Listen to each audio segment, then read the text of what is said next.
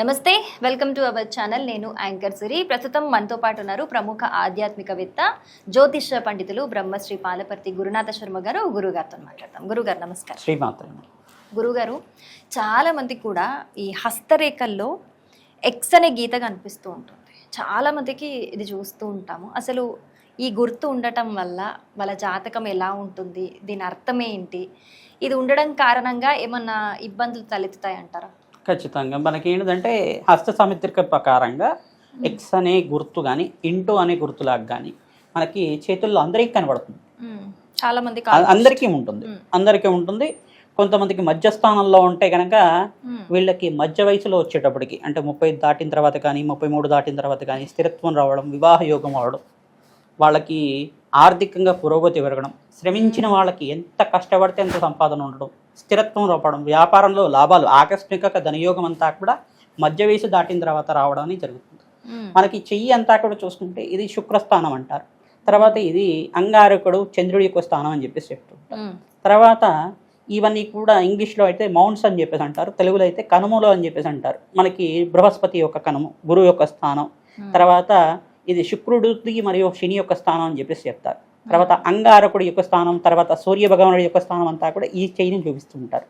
తర్వాత ఇది సంతాన స్థానం. సంతానం ఏ రకంగా అవుతుంది, ఎంతమంది సంతానం కలుగుతుంది, ఇక్కడ చెట్టుకిన వేలుకి దగ్గర కింద కింద కింద చెట్టుకిన వేలు కింద అట్లని కాదు, ఆ వయసులో జరుగుతుంది, ఆ దశలో జరుగుతుంది, ఆ వయసులో జరుగుతుంది, ఆ దశలో జరుగుతుంది. దశానాథుడి యొక్క భాగాన్ని బట్టి చెప్తూ ఉంటారు. జాతకాన్ని కూడా పరిశీలన చేసుకోవాల్సి ఉంటుంది.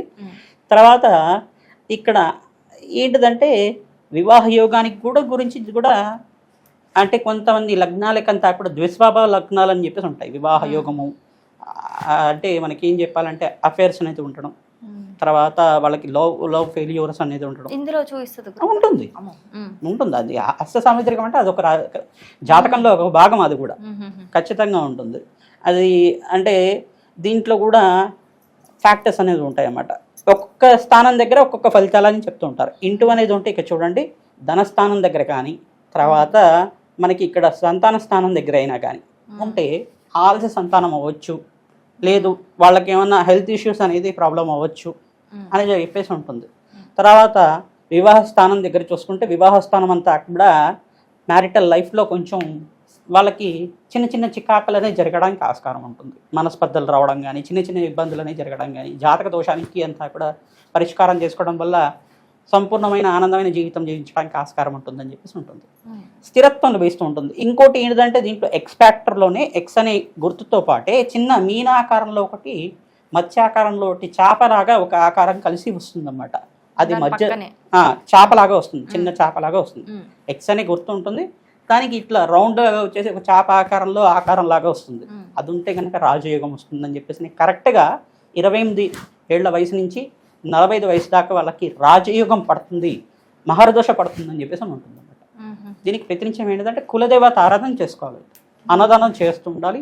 తద్వారా జాతకరీత్యం ఉన్న ఎటువంటి ఈ హస్త సాముద్రికంలో ఎటువంటి దోషాలు ఉన్నప్పటికీ కూడా వాళ్ళకంతా కూడా స్థిరత్వం లభించడానికి వృత్తి వ్యాపార ఉద్యోగంలో ఎటువంటి వ్యాపారాలు చేసినప్పుడు కూడా ధార్మికమైన వ్యాపారాల్లో వాళ్ళకి ఆకస్మిక ధనయోగం అంతా కూడా ఆ దశ నడిచినప్పుడు అంతా కూడా యొక్క మహర్దశ పడుతుందని చెప్పేసి ఉంటుంది ప్రధానంగా.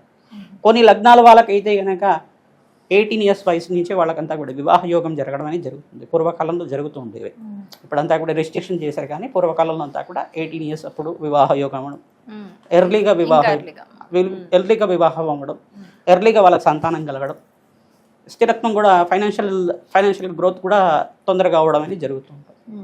వాళ్ళకి అట్లాంటి జాతకాలన్నీ కూడా చాలా వరకు ఉంటాయి. మనకి ఏంటంటే ఇక్కడ మీనం అనే గుర్తుండే వాళ్ళకి విపరీత రాజయోగ ప్రాప్తి రావడానికి ప్రతినిత్యం కూడా వాళ్ళంతా కూడా ఈ ఎక్స్ అని గుర్తుండే వాళ్ళకి ప్రతినిత్యం కూడా మహాలక్ష్మీదేవి ఆరాధన, తర్వాత రాజశ్యామల యజ్ఞాతకృతుల ఆరాధన చేసుకోవడం వల్ల దీర్ఘకాలికంగా వాళ్ళ కష్టాలు ఎటువంటి ఆర్థిక కష్టాలు ఉన్నప్పటికీ కూడా దాని నుంచి బయటపడడానికి ఆస్కారం ఉంటుంది. విశేషంగా అంతా కూడా అప్పుల బాధల నుంచి బయటపడడానికి ఆస్కారం ఉంటుంది.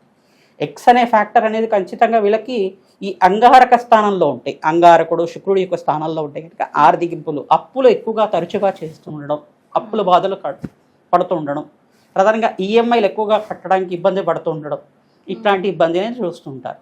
దీని నుంచి బయటపడడానికి ప్రయత్నించడం కూడా వాళ్ళు అంగారకుడికి, శుక్రుడికి, బృహస్పతికి శాంతులు చేసుకుంటూ ఉండడం, తద్వారా ఈ కష్టాల నుంచి, ఈది బాధల నుంచి, ఆర్థిక ఇబ్బందుల నుంచి బయటపడడానికి ఆస్కారం ఉంటుంది.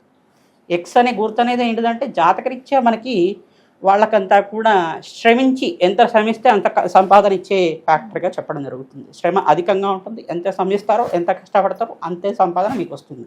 అయితే గురుగారు, ఇప్పుడు మీరు జాతకం ప్రకారం ఇప్పుడు ఒక ప్లేస్లో ఉంది, అంటే ధనానికి సంబంధించి ఒక ప్లేస్లో ఉంది, ఇక్కడ అప్పుల బాధ ఉంటుందని చూపిస్తుంది, కానీ జాతకంలో మాత్రం చాలా బాగుంది అని రాస్తుంది. అలా కూడా ఉండే అవకాశాలు ఉంటాయి. ఉంటుంది ఉంటుంది అప్పుడు ఏం అంటే జరుగుతుంది అంటారు? అంటే ఇప్పుడు ఏంటిదంటే ఈ హస్త సామిత్రికము జాతకాన్ని రెండు కంపేర్ చూసుకుంటే వాళ్ళ పూర్వజన్మలో చేసుకున్న పుణ్యాన్ని బట్టి వాళ్ళ జీవన విధానం ఆధారపడి ఉంటుంది. పూర్వజన్మ కర్మశేషం అంటారు. దాంట్లో కూడా పూర్వజన్మ కర్మశేషాన్ని కూడా లెక్కించే జాతకాలు ఉంటాయి.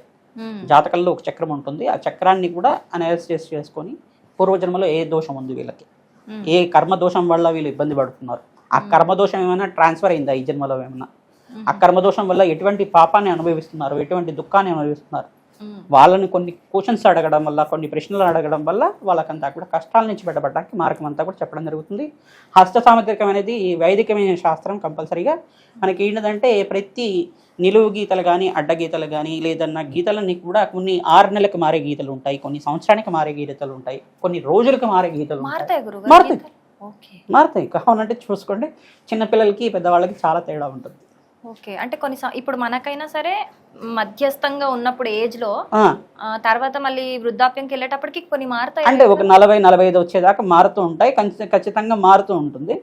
మారుతూ ఉంటాయి గీతలన్నీ కూడా వాళ్ళకి స్థిరత్వం ఏదన్నా లైఫ్లో ఒక గోల్ అనేది రీచ్ అయిన తర్వాత, లైఫ్లో మంచి స్టెబిలిటీ వచ్చిన తర్వాత, ఫైనాన్షియల్ గ్రోత్ వచ్చిన తర్వాత ఆ యొక్క యోగాలన్నీ కూడా శాశ్వతంగా ఉండడానికి ఆస్కారం ఉంటుంది. ఓకే, చక్కగా వివరించారు. ధన్యవాదాలు. శ్రీమాత్రి.